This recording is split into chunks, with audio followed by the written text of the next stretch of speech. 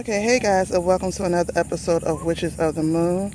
I know the topic is about music, but since I'm here and all these beautiful fish are around, I'm hoping y'all can able to see what I see and all the different fish. And if I'm moving the camera, it's because I want y'all to see the fish that I'm seeing because they're so pretty, but they keep moving. So, and excuse all the background noise. I am at the beach. I kind of stay at the beach, but let's get back on topic. My name is Dia, aka ORI'S, if y'all did not know. And if y'all don't know, where have y'all been? Y'all should know all of us by now here on Witches of the Moon. Anyway, this week's topic is talking about music in the, can y'all see them? Music and the craft, right? So when I think of music and the craft, I don't actually think of the song or the words. And I'm not a musical genius. I do not know the actual different musical notes. So I do not know how to read musical sheets, so I won't be talking from that perspective. But I will be talking from the perspective of how music is used to raise vibrations and the specific pattern that is done. And by music, I mean the vibrational tones. And these vibrational tones are also used in speeches and storytelling. It's the same pattern over and over and over again. And again, guys, I keep moving the phone so y'all can try to see the fishes that are all in here. And this is actually the part of the beach. So, yeah. Okay. So, now, the way the formula works is that it has to go from the ground up, basically, and then come from the top back down to the ground. So, what they do, you'll see this and normally in concerts, you'll see it in almost every song as far as the tonation, and in worship services, regardless of whether you're in church, you're at a drumming, you're doing some type of rituals for whatever magical or spiritual practice that you're into. It's always the same tonation. So they'll start low. Right, they start low they bring in the bass line, and this kind of sets the tone. It's the bass line, starts to open up and moves things. This is why a lot of songs that get you really moving have a very heavy bass to it, because it's meant to get you moving, it's meant to get you going, it's meant to break up whatever energy that's there and disturb it a little bit so it can get moving. So then what it'll do is, once they bring in the bass line and, they get people moving, they start to bring the tempo a little faster. It always gets a little faster. So in speech, what it is, they start off talking slow, and then all of a sudden the storyline picks up, or in their speech, their voice picks up, not too high, but it goes a little bit higher. Can y'all see that fish? I don't think y'all can see it. But anyway, it starts to get a little bit higher, and they start to speak a little bit faster.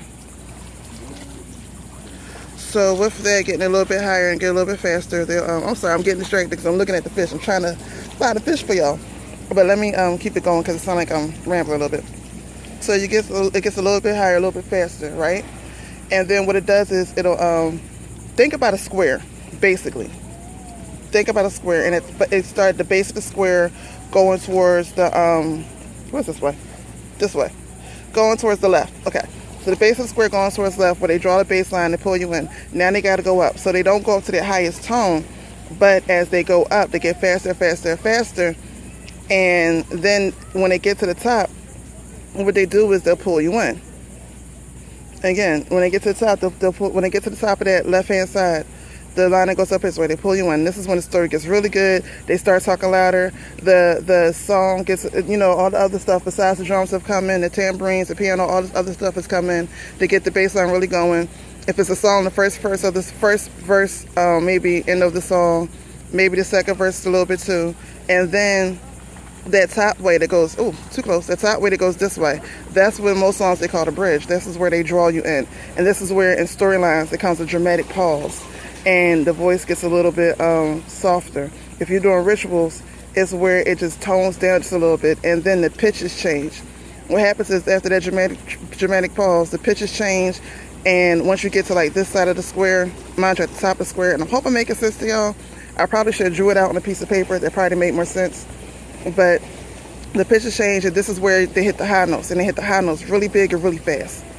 They draw you in, then they hit the high notes really big and really fast. Every song, speeches, this is when they start getting everybody going, ah, and all that other stuff. And regular rituals, you know, this is where they start bringing in the really high tones and they slow down the music some, but there's still those high notes, those sopranos, but they have slowed down when people are not so much doing bass jams. They're more like swinging and dancing, more fluid as opposed to jerking and rough, more fluid. And then they bring you back down, right? And when they bring you back down, this is where, I'm looking at all these fish and I can't see not one through the camera. Where are y'all? This is where, when they bring you back down, this is where they know they got you. They got you connected, and they pull you back in with either the last part of the speech or the last little parts of the song. This is where a lot of times at the end of the songs when they repeat certain words over and over and over again, they're pulling you back in, and then they say something to connect you to the bottom of the square. So for me, that's how music is done in the craft. It's done the exact same way. This is how, if you want to use music in your craft or use affirmations, you start the affirmation slow. This is why I'm explaining this. You start the affirmation slow. You start off with deep voice, very powerful. And then you start picking up the affirmations, like chanting. You start picking up the affirmation over and over and over and over and over again. And then you come to a point where you sit it so much that it seems like you done went into another world. That's when you got to the top, you got to the bridge. And then once you come back, you connect it. Hopefully that makes sense. To me, that's how the music makes sense in my mind, because through tonations and the way I've seen it done. The formula I've seen it done, it's an old occult formula that everybody uses. Every good singer uses, every good storyteller uses it, every entertainer, period, uses it. When you're watching movies, they use it too, in a different way. Again, it's all symbolic interpretation, but they use it in every single way, every single speech. Preachers use it, pastors use it, rituals use it. It's all done in all many different ways.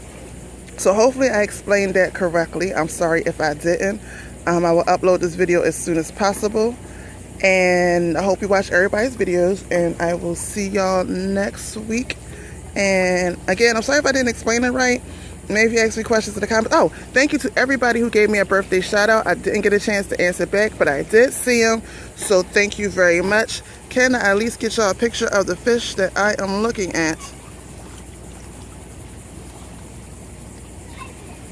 I think my eyes are not lining up.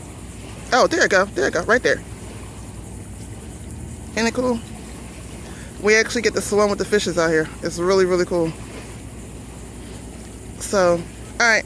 I'm going to go back swimming. I'm going to go back to my little musical notes because I actually like to listen to nature. And to me, the beach is one of the best places to do it, which right about now I'm rambling. But to me, the beach is the best place to listen to nature because you have the natural water. Right now it's cricket time, so you have the crickets, you have the water splashing against the rocks, you have the birds when they're out here, and it makes its own little natural beat. So I kind of like to listen to that as far as, and to me, that helps me raise my vibration so I can go do a lot of stuff that I do. That's why I stay at the beach a lot, because I got to do a lot of cleansing, especially this time of year. It's winter season, y'all overworking me. But I love it. So yeah, I got to look at some of the rest of the fish. They be swimming in the water with us. This big one, that one pretty much stays by the rocks.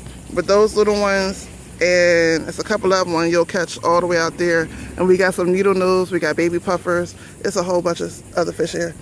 Oh, there we go. Can you see all them? Oh my gosh, where did it come from? I know it's horrible, but hopefully y'all can see that. All right, guys, I will talk to y'all next week. Peace.